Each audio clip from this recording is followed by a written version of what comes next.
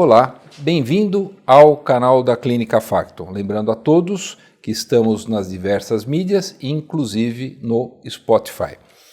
Faremos uma entrevista muito importante no sentido de ser algo muito comum na população, que é a lombociatalgia, tá? Aí, para isso, nós chamamos um super especialista, o Dr. Wilson Drático. Já o conheço há muitos anos, somos amigos pessoais, uma figura, por sinal. Ele foi formado na Faculdade de Ciências Médicas de Santos, fez a residência no Servidor Público Estadual de São Paulo, fez ortopedia pediátrica e coluna na ACD, foi coordenador médico na ACD por 10 anos, onde nós conhecemos, né, Wilson? E aí eu tive um serviço do aparelho digestivo, que foi um serviço bem inovador, né, fantástico, um hospital maravilhoso que é a ACD. Ele faz parte, ele foi o fundador da Associação Brasileira de Cirurgia Minimamente Invasiva de Coluna e é membro da Sociedade Brasileira de Pediatria e Sociedade Brasileira de Coluna e Sociedade Americana de Ortopedia. A lista vai grande, eu vou parar por aqui. É uma pessoa super gabaritada e eu acho que vem enriquecer o nosso canal da Clínica Facton. Wilson, obrigado por você ter vindo, largou a clínica, um movimento enorme que você tem lá, experiência larga. Me ajuda aqui em relação a esse problema tão comum, né? Dor na coluna. Hoje eu fiz uma cirurgia, hoje eu estou até sentando retinho aqui, senão você vai me dar bronca, para não ter dor na coluna. Me explica o que é essa lombociatalgia e se esse termo está certo. A lombociatalgia, melhor a gente começar pela lombalgia, né, que é a dor lombar. A gente fala de lombociatalgia quando a dor lombar irradia para um membro ou os dois membros abaixo do joelho. Você considera uma dor como uma lombociatalgia se a irradiação dessa dor chega até a região da panturrilha ou até mais baixo. A lombalgia... Que é o famoso ciático. A famosa dor ciática que o pessoal já chega falando no consultório, olha, eu estou com dor ciática. É verdade, se ela for abaixo do joelho, porque quando a dor chega só até a coxa, normalmente ela é uma irradiação da dor lombar. Então, só ir até a coxa a gente não considera uma dor ciática. Agora, quando você fala de dor de lombalgia, estou aqui do lado de um cirurgião do aparelho digestivo, nem toda dor lombar é oriunda da coluna, nem tudo vem da coluna. Então, um monte de situações podem provocar dor lombar.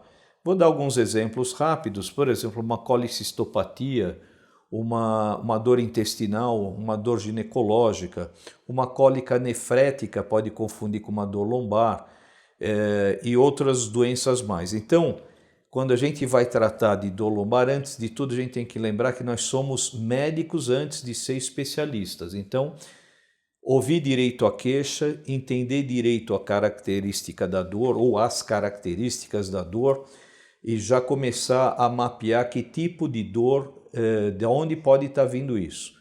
Pode vir da coluna? Pode. Então pode vir das estruturas vertebrais, então pode ser uma dor articular vertebral, por exemplo, uma dor facetária, pode ser uma dor puramente discal, o disco intervertebral dói, pode ser uma dor de platô vertebral, ou pode ser uma dor de nervo, uma dor neurogênica por compressão ou irritação de raiz. Só pela história, pelo exame físico, você já consegue identificar. Você já direciona. Por isso, essa é uma coisa fundamental que a gente está perdendo. Ninguém tira a história direito, ninguém. A maioria dos atendimentos, quando a gente vê... Não estão sendo mais feitos, né? Não estão sendo feitos. Então, são baseados em exames. É sempre uma ditadura dos exames. Em vez de entender, conversar um pouco com o paciente, entender detalhes da dor, isso já te direciona para algumas hipóteses diagnósticas. Quando você faz um bom exame físico, muitas vezes você tem o diagnóstico pronto. Aí você vai poder complementar com outros exames, mas isso é fundamental. Mas então, voltando, primeiro afastar outras causas, né? Eu já atendi paciente dizendo que estava com dor lombar e eu percebi que eu vi sinais de uma colicistopatia que se confirmou depois. Tive paciente com cólica nefrética que vem dizendo achando que é uma dor lombar. E às vezes o paciente tem antecedente de nefrolitíase e tem dor lombar também. E tem artrose lombar e tem as duas, e o que pode ser, né? Aí a história vai matar. Agora, Wilson, me diga uma coisa, quais são as causas, por exemplo, de dor lombar? Você já me falou algumas causas, né, ali que são problemas facetários e tudo mais, e qual que é a faixa etária e sexo mais acometido? Olha, sexo ele é mais ou menos equilibrado, mas o que a literatura fala é que as mulheres se queixam mais, muito possivelmente, porque elas são mais sensíveis à dor, ou procuram mais o médico por questões culturais, mas a incidência é mais ou menos parecida. Na mulher um pouco maior as doenças degenerativas. A idade varia muito. Artrose, osteoporose, tudo isso. Até por uma ação hormonal. Sim, sim. E outros fatores mais próprios, às vezes a gestação, uma sobrecarga mecânica, né? A dor lombar pode acometer qualquer idade, mas depende da doença. Então, exemplificando, uma hérnia discal, ela pode acometer qualquer idade, até perto dos 20 anos, você pode ter um jovem que tem uma hérnia discal. Mas é um problema aquele é um problema específico, porque nessa idade não é normal o jovem ter um processo degenerativo, então ele não vai ter artrose facetária e normalmente acometimento de um disco. E a hérnia discal, ela ocorre porque você... Tem vários fatores, pode ter um fator mecânico desencadeante, um traumatismo, um esporte mais... Um esporte de mais trauma, pode ter isso, ou às vezes você não encontra uma explicação. Às vezes aquela coluna vai ter uma hérnia porque vai ter uma hérnia, isso acontece muitas vezes. O que acontece com a nossa coluna ao longo do tempo é uma coisa mais ou menos da natureza da coluna de cada um. Eu li um dado interessante uma vez na literatura, que o problema da coluna, ele segue o seu caminho. Se você se cuidar, você pode interferir em torno de 20% a 30% no andamento do processo, mas não mais que isso. O processo degenerativo, se ele vai acontecer, ele vai acontecer. Agora, você tentar controlar os sintomas são fatores mais...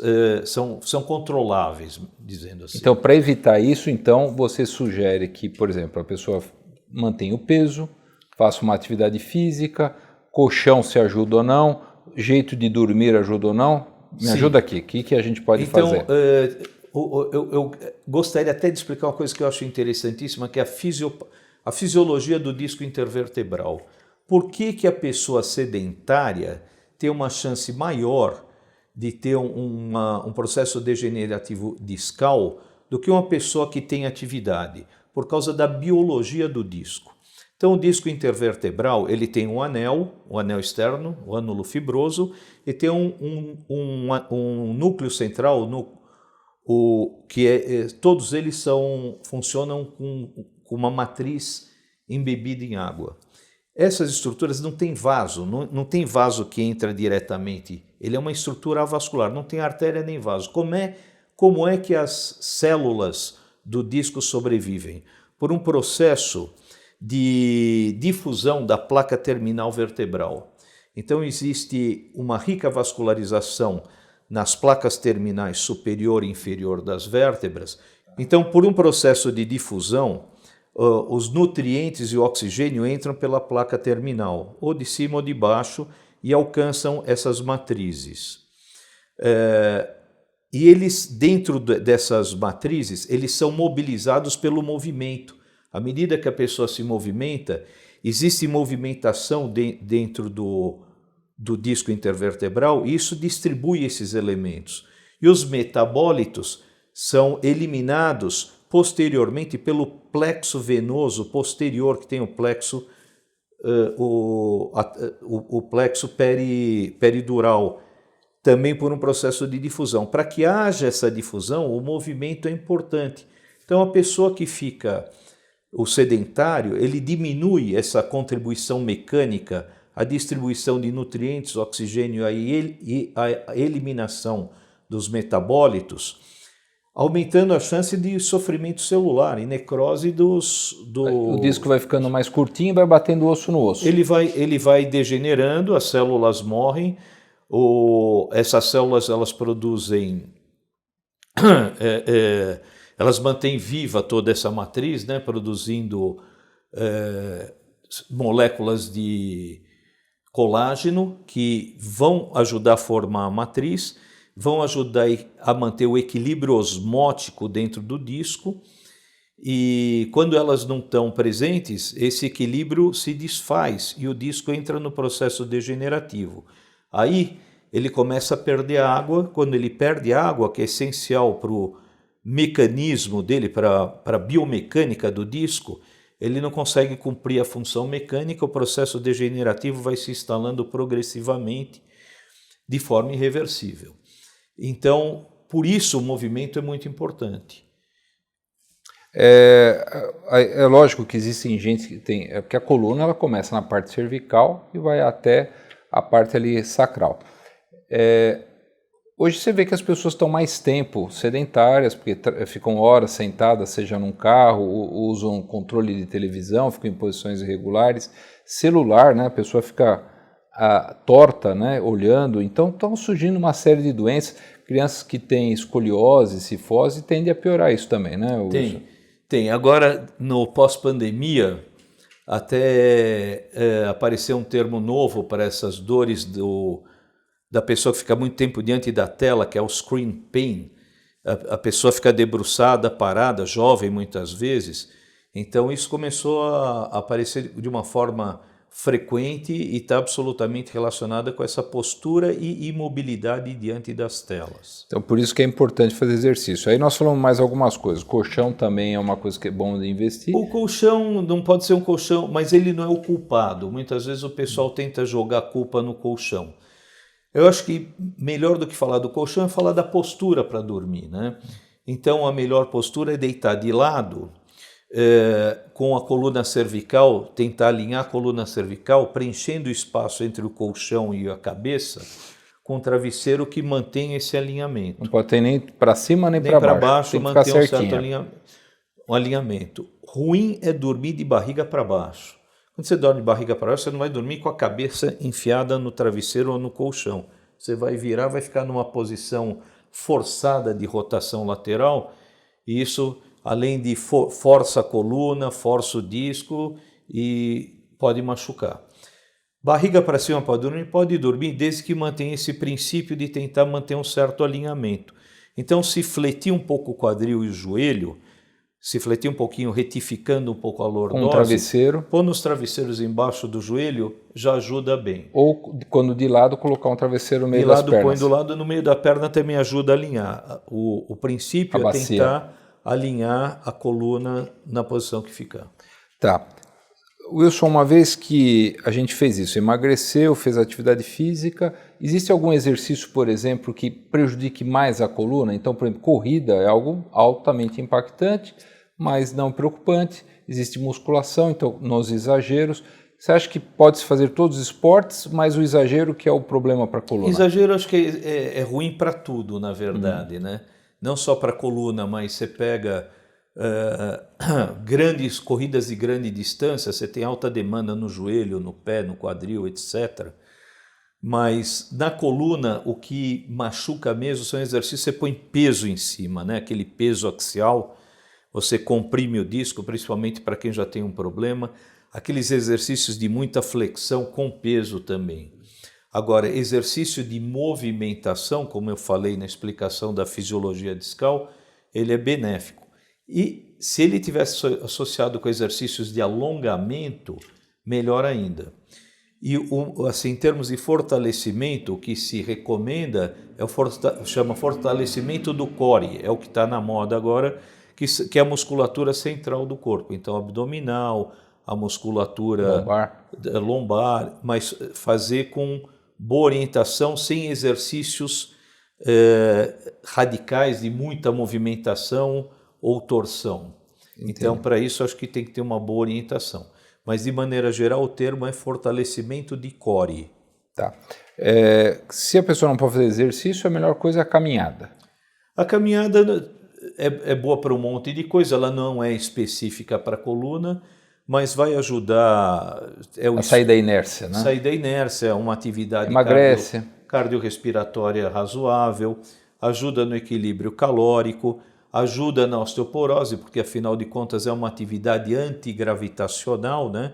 Para ajudar no tratamento da osteoporose, os exercícios antigravitacionais que forçam a musculatura e que colocam peso em cima do osso, o osso reage a essa força e acaba aumentando a massa. Então, a caminhada ela tem valor nesse sentido. Aí você também tem o Pilates e Pilates, o RPG. que tem um acompanhamento com um profissional treinado, que pode fazer fortalecimento de core, alongamento, trabalho de postura. Musculação também. Musculação é bom principalmente para quem está perdendo massa muscular, né? Antigamente a musculação era vista meio à distância, né? Como uma atividade daqueles marombeiros, mas hoje a gente tem uma população de idosos cada vez maior fazendo essa atividade, com o princípio de que se você fortalece o músculo, você fortalece o osso. Hoje, quando a gente trata a osteoporose, a preocupação principal já não é o dado da densitometria, mas o que se calcula hoje é o risco de ter fratura. A densidade óssea é uma informação a mais que tem que se compor com todo o perfil do paciente. Então, vários antecedentes, como por exemplo o uso de corticoide, doenças endócrinas, sedentarismo, alcoolismo e uma série de outros fatores, por exemplo, pele clara, sexo feminino. Tem várias informações que compõem a análise do risco de fratura. E uma delas realmente é a densidade óssea. Então, tudo isso tem que ser computado. Por isso que tem que fazer musculação. Tem que fazer melhorar a força muscular, melhora a densidade óssea. Aí desse tratamento a gente já entendeu que emagrecer, o jeito que você dorme, o jeito que cuidado com a postura com o celular, o jeito que você trabalha, a sua cadeira, invista numa boa cadeira. Sim, vale a pena. Já que você fica muito tempo, muito home office, né? Então as pessoas têm usado, têm que investir nesse tipo de cadeira. Então esses são os tratamentos. Aí você fez esse diagnóstico. E qual que é o melhor tratamento quando alguém entra no teu consultório com uma dor lombar ou uma dor cervical? O que você começa a fazer e quais os exames que você costuma pedir? Então, isso é uma pergunta boa pelo seguinte, como a gente já mencionou, existem vários tipos de dor. Então, quando o paciente vem com uma dor cervical ou lombar, qual que é a minha preocupação? Tentar identificar a fonte de dor. Então, dependendo da fonte de dor, a dor vai ter uma característica ou outra. Como a gente conversou anteriormente, você pode ter dor vinda da estrutura esquelética da pessoa. Então, a dor pode estar vindo do corpo vertebral, porque existe uma osteoporose, microfraturas, isso vai gerando uma deformidade. A dor pode estar vindo das articulações estabilizadoras, que são as articulações interfacetárias ou interapofisárias, que são ricamente inervadas por terminais de dor, chamam terminais nociceptivos. A dor pode estar vindo da placa terminal, a dor pode estar vindo do disco. O disco tem o terço posterior muito inervado, tem terminações nervosas posteriores, são os nervos sinovertebrais, que saem do terço posterior do disco e entram direto nas raízes dorsais. Eles têm uma eficiência enorme na transmissão da dor. Ou você pode ter dor do nervo, quando você tem uma compressão do nervo por uma hérnia discal, por um estreitamento da saída do nervo, que chama estenose foraminal. Às vezes você não precisa nem comprimir o nervo, mas o próprio disco, quando ele rompe o anel, pela reação inflamatória local, ele pode irritar a terminação nervosa e provocar dor. Então, quando o paciente chega, a gente tem que ter em mente todas essas possibilidades, que podem estar isoladas ou pode ter uma associação. Você pode ter dor facetária associada com dor de platô vertebral, a gente tem sinais de edema no platô vertebral, você pode ter junto um nervo preso, gerando uma dor neuropática. Então, tudo isso pode ser identificado pela história, pelo exame físico e depois, se houver necessidade, você pode comprovar com um exame por imagem. Então, exame de imagem é ressonância? Começa pelo mais simples, pelo raio-x. Se você já fez tudo isso e analisa o raio-x com cuidado, você praticamente consegue fazer o diagnóstico. Você não precisa ir muito além disso para saber do que se trata. É uma dor axial, uma dor do eixo vertebral, é uma dor radicular, é uma dor mista. Isso já te dá condições de começar o tratamento. Se houver necessidade, se você tiver uma suspeita de uma fratura, por exemplo, numa paciente mais idosa, mulher, uma suspeita de uma fratura vertebral, se você encontra uma imagem meio suspeita no raio-x e pode pensar num tumor, existem as metástases vertebrais e os tumores primários, você pode pedir pode pedir outros exames. Mas você tem que, né, nessa hora que você está atendendo o paciente, já está com as suas possibilidades montadas, suas possibilidades diagnósticas. E o tratamento, lógico, vai vir em função do diagnóstico que você faz. E aí você faz a fisioterapia, faz aquelas várias coisas de RPG e assim por diante. Para alguns pacientes, para aqueles... Mas você começa quando você trata, vamos dizer, nós estamos com uma dor lombar, a gente excluiu todo esse resto, não existe uma fratura, é uma dor lombar. O foco do tratamento para esses pacientes é na dor. O que a gente tem que resolver é a dor. Eu não preciso me prender nas imagens radiológicas, eu não quero deixar a fotografia bonita, eu quero dar condição do paciente se livrar da dor num tempo aceitável e abrir uma janela para ele entrar num tratamento de reabilitação para evitar novos episódios. Existem remédios muito bons, a acupuntura é uma boa saída também. Dentro das terapias, a acupuntura é válido, fisioterapia é válido. O Pilates numa fase de reabilitação, tem o RPG também numa fase de reabilitação. Tentar, depois que sair de toda essa crise, tentar colocar o paciente numa atividade física compatível. E enxergar o paciente como um todo. Você falou bem, é obeso, tem que emagrecer. Tem outras patologias associadas, você tem que ter uma visão global do paciente. Tem um componente, muitas vezes tem um componente de ansiedade, né? A gente sabe que dor e ansiedade andam de mãos dadas. Às vezes você tem um quadro depressivo. Então, tudo isso para você detectar, você tem que ser um pouco minucioso e agora, ouvir a história do paciente e examinar o paciente. Eu entendo o seguinte, Wilson, que às vezes quando você tem essas dores, tem dores que demoram 3 meses para passar. São processos longos, não são rápidos. Existe uma coisa aguda e uma coisa crônica, né? Que isso tem que ser passado para o paciente. Aí, me explica uma coisa, eu já sei que minha dor vai ser crônica, você me explicou, fiz tudo isso daí. Não está melhorando. Aí que vem a cirurgia, e aí a pergunta que eu vou te fazer. Eu passo com... Que especialista se eu tiver essa dor? Eu passo com ortopedista ou com neuro? E qual o momento que eu devo fazer a intervenção cirúrgica? Essa pergunta é ótima. Esses 3 meses que você colocou é um número mais ou menos mágico, né? A gente tem mais ou menos como parâmetro para indicar uma cirurgia. Então a gente já entendeu que o tratamento é baseado na dor e o objetivo do tratamento é tirar a dor do paciente.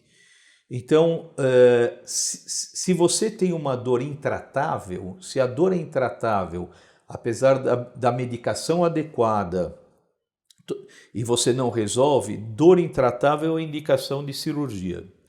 Se você tem uma alteração neurológica, por exemplo, numa compressão radicular lombar, e você tem uma perda motora, isso já é uma bandeira vermelha para você pensar no tratamento cirúrgico. Na coluna cervical, por exemplo, que tem medula, a lombar tem raiz, não tem medula. Se você tem alterações de sinal do cordão medular por compressão, isso é um sinal vermelho, você tem que pensar em cirurgia. Mas se você tem uma dor tratável e você consegue até 3 meses e está melhorando, você vai seguir com tratamento conservador. Mas quando essa dor começa a ser uma dor que interfere no sono, interfere no trabalho, o paciente tem que ficar tomando remédio toda hora, isso passa a ser uma situação inaceitável e você pode conversar com o paciente sobre o tratamento cirúrgico. Você cai numa situação onde a saída é o tratamento cirúrgico. E existem vários tipos de cirurgia, a gente vai falar sobre isso, e a cirurgia tem que ser baseada no que o paciente tem. Então você identificou a dor, identificou a fonte da dor, você vai tentar abordar essas estruturas de forma mais específica possível. Então, já abordando isso, porque antigamente se fazia fixação, artrodese de algumas coisas e você perde a mobilidade. E aí vieram os novos procedimentos, são as minimamente invasivas, que é o que você falou, ela vai diretamente no ponto que está com dor, Sim. né? Fala um pouquinho mais, você que é especialista nessa área e minimamente invasiva. Esse tipo de raciocínio veio porque para você acessar cirurgicamente, vou dar um exemplo da coluna lombar, mas vale para a cervical também. A coluna lombar é uma estrutura profunda no nosso corpo. Para você chegar nas vértebras, você tem que afastar toda a musculatura, você provoca uma certa agressão nessas estruturas que depois vão deixar alguma sequela, né? Então você desvitaliza um pouco a musculatura, porque você descola do osso e traciona para você poder acessar essa região. Então, algumas cirurgias de descompressão, elas foram diminuindo gradativamente com essas novas tecnologias. Então, passou por vários espaços, passou por cânulas que dão acesso, e até chegar na endoscopia. E a endoscopia, quando começou, ela era meio limitada, ela era usada só para tirar a hérnia e fazer alguns alargamentos do estenose foraminal. Mas ela evoluiu tanto com o desenvolvimento de novos instrumentos e com a prática e com os novos conceitos, que hoje já se faz grandes descompressões por via endoscópica. Até porque a questão da fixação começou a ser discutida. Nem todo paciente precisa da estabilização. Existe uma situação curiosa que muitas vezes por causa do processo artrósico, pelos osteofitos, você tem naturalmente uma estabilização. Então, se você tem uma estabilidade aceitável e tem uma estenose, tem uma diminuição do espaço, você pode descomprimir sem necessariamente fixar. Então, isso permite fazer uma descompressão sem ter que passar parafuso, etc., né? Mesmo assim, em algumas situações você tem que estabilizar. Você tem situações onde você tem que fazer uma artrodese ou pelo menos uma fixação. Então, tem técnicas mesmo percutâneas, técnicas através da pele, que dá para passar os parafusos e as hastes. Então, existe assim uma variedade grande de procedimentos viáveis que podem ser escolhidos de acordo com a condição de cada paciente. E aí tanto o ortopedista como o neurocirurgião são habilitados a fazer isso? São habilitados. Você vê que curioso. Nós ortopedistas éramos... Nós que fazíamos o tratamento da escoliose, que é uma cirurgia óssea, né? Então, eu comecei isso há muitos anos, quando a gente fazia as artrodeses e não tinha um sistema de fixação. A fixação era primária com hastes de Harrington, com uma fixação nos extremos e gesso. A gente deixava o paciente com gesso até... Aquilo era um tratamento difícil, mas era o que a gente tinha na época, o gesso de Risser. Isso foi evoluindo para fixação segmentar, passou por uma fase de amarrilhas segmentares laminares, que era a técnica de Luke, cujo o conceito é excepcional, mas tinha um grande problema. Arrebentava a haste, arrebentava as amarrilhas, tinha que reoperar e tal. O grande passo foi quando apareceram os parafusos pediculares, e quem começou a usar isso foram os ortopedistas para tratar a escoliose, que é uma doença ortopédica. Com o passar do tempo, por causa disso, os ortopedistas começaram a tratar também as estenoses, e os neurocirurgiões precisavam também da fixação. Então, todas essas técnicas hoje são compartilhadas entre as duas especialidades. Os dois vão bem nesse sentido. Os dois vão bem. O ideal, que é o que a gente procura seguir, é você ter neurocirurgião e ortopedista juntos. Trabalhando juntos. Porque tem situações, por exemplo, vou dar exemplo, você pega um tumor intramedular, você precisa do neurocirurgião, né? Sim. Você pega alguma... E o neurocirurgião, nós ortopedistas somos muito treinados para passar parafuso, técnicas de osteossíntese e tal. Na nossa especialidade, isso ocupa um espaço grande no treinamento. Então, nós somos os caras do parafuso, né? E no final das contas, as doenças se misturam. Hoje, para muitas cirurgias, a gente usa potencial evocado somatossensitivo para monitorar a função medular, a função radicular, para não ter que é nenhuma uma lesão. coisa que a gente pegou dos neurocirurgiões. E tem muito ortopedista operando com microscópio. Então, houve uma contribuição, uma intersecção das especialidades interessante ao longo do tempo. Ou seja, é uma doença multidisciplinar quando ela tem que ser abordada. Mas as duas especialidades costumam tratar essas doenças. Agora, para finalizar, viu, Wilson, eu acho que você falou de várias novidades, não vou, porque é uma área muito técnica, e aí são várias vertentes e várias possibilidades. Mas o que a gente viu que houve um boom de cirurgias e, de uma certa maneira, houve aí um tipo de uma filtragem, depois até pelas sociedades, né, para se discutir os casos que devem ser ou não operados, né, e hoje já tem um consenso, hoje houve um amadurecimento, eu percebi que há menos indicação, quando se indica se faz mais a minimamente invasiva e está indo para uma área menos, é como foi na cirurgia do aparelho digestivo, né. Então eu acho que teve uma evolução bem bacana nessa área e eu acho que as pessoas têm que ficar atentas nessa minimamente invasiva da coluna, que eu acho que é o que é a cereja do bolo. Sim, ela tá. Você vê, eu tive o privilégio há mais de 20 anos, ainda na época da CD, eu fui apresentado. Eu vinha da ortopedia pediátrica, venho da ortopedia pediátrica e eu estava acostumado com cirurgias agressivas, né? E as primeiras cirurgias endoscópicas eram muito pontuais, tinha pouco procedimento. Eu me lembro quando a gente começou a discutir a descompressão por via endoscópica, full endoscopic decompression, começou a explodir para cá, para lá, eu fiquei até meio, vou confessar para você, fiquei meio assustado. Eu falei, será que não está indo longe demais? Eu me lembro que eu estava até numa mesa, no congresso de coluna, e tem um colega muito habilidoso que eu via que já estavam fazendo na Coreia muito, e ele estava fazendo, eu fiz uma pergunta para ele, eu perguntei, escuta, qual que é o teu limite para descompressão, né? Você vai descomprimir uma coluna estenosada? Até onde você vai com o endoscópio? Aí ele respondeu, não tenho limite, qualquer estenose é factível de fazer por via endoscópica. Eu fiquei até assustado, mas hoje é fato isso.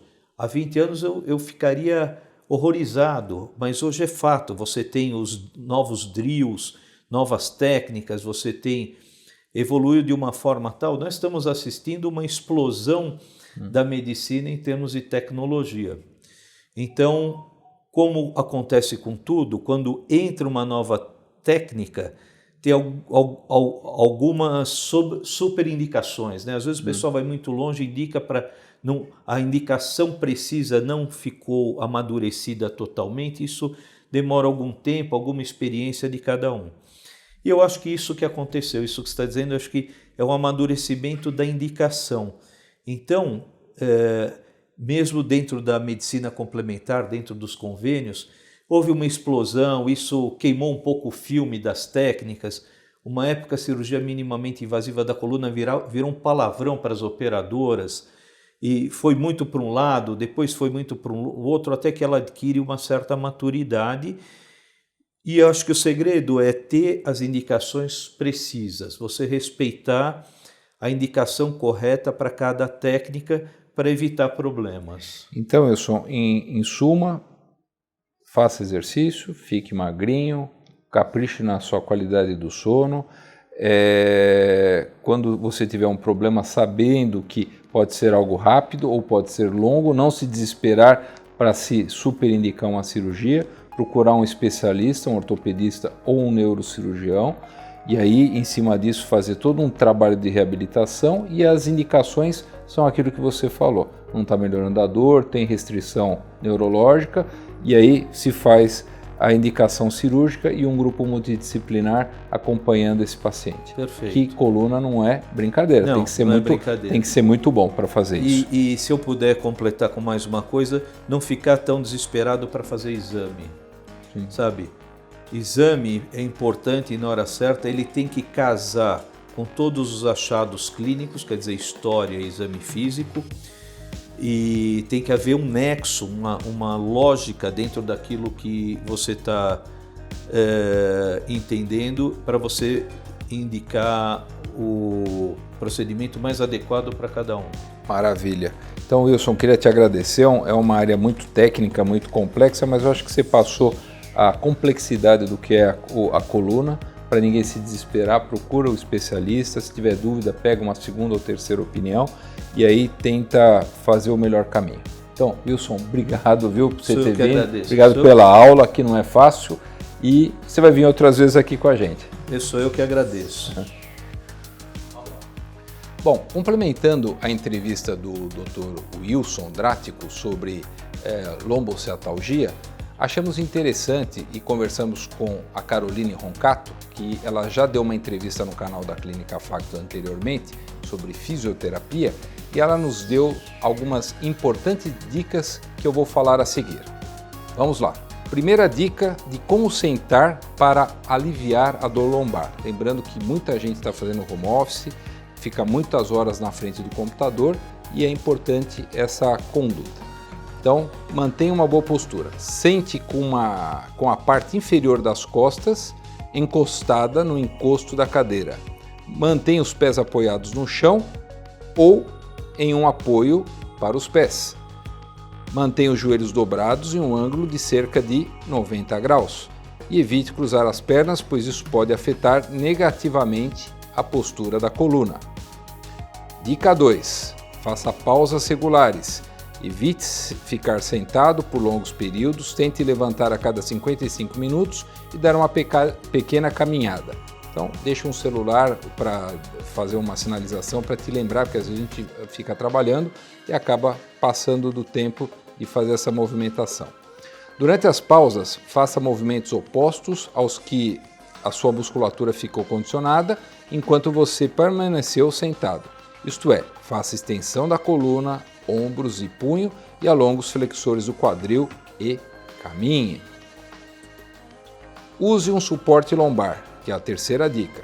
Considere usar um suporte lombar ou travesseiro ergonômico para manter a curva natural da sua coluna enquanto estiver sentado. Outra opção que todos conseguem fazer é utilizar uma toalha de lavabo enrolada e colocá-la na região da lombar. Desta forma, a curvatura fisiológica da lombar se manterá neutra durante o tempo de trabalho. Eu acho que eu também acrescentaria a importância de investir numa cadeira. Eu acho que é um investimento que vai evitar muitos problemas de coluna. 4. Mesa com regulagem de altura. Considere adquirir uma mesa com regulagem de altura. Desta forma, você poderá trabalhar não somente sentado, como também em pé, variando a sua postura ao longo do dia. E lembre-se, não há postura ruim, o problema é manter-se muito tempo em uma única posição. Sabe qual é a sua melhor postura? A sua próxima postura. Então, todas essas leituras que fizemos foi da Caroline, do Espaço Roncato, que ela nos forneceu graciosamente. Obrigado por tudo. Tá? Espero que tenham gostado da nossa entrevista de lombociatalgia e as dicas da doutora Caroline Roncato, do Espaço Roncato. Grande abraço!